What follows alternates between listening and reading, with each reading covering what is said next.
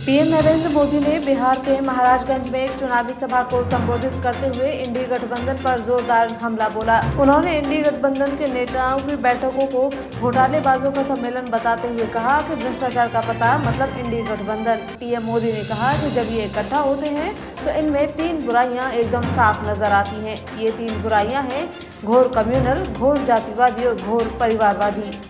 ओडिशा के केंद्रबिहार में केंद्रीय गृह मंत्री अमित शाह चुनावी रैली करने पहुंचे। यहाँ उन्होंने कहा कि यह विधानसभा चुनाव ओडिशा के गौरव का चुनाव है। उन्होंने लोगों से पूछा कि क्या कोई तमिल ओडिशा पर शासन कर सकता है, क्या एक तमिल बाबू ओडिशा सरकार चला सकता है। मैं आपको विश्वास दिलाता हूँ कि अगर आप भाजपा सरकार बनाते हैं तो एक ओडिशा का युवा मुख्यमंत्री यहाँ राज करेगा।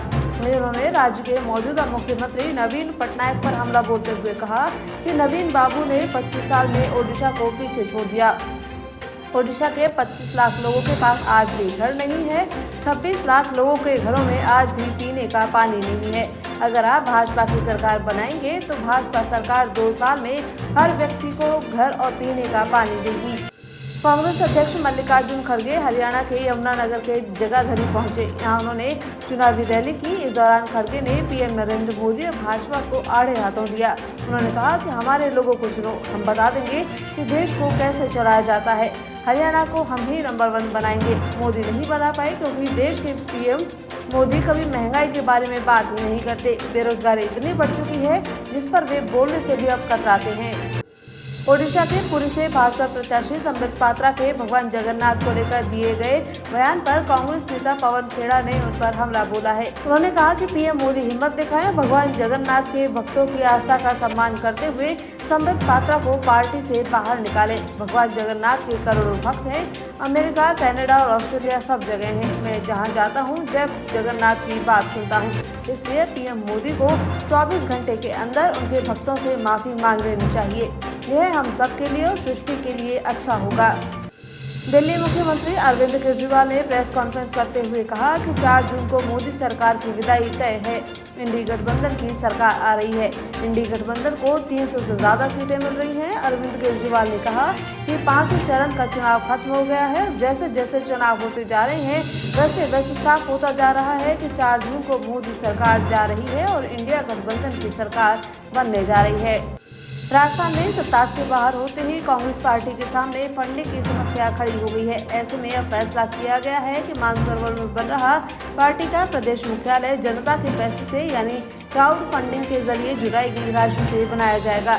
जानकारी के मुताबिक पीसीसी के पास अपने स्तर पर भी संसाधनों की कमी है। ऐसे में पार्टी के सभी नेताओं से इसमें सहयोग देने के लिए कहा जाएगा।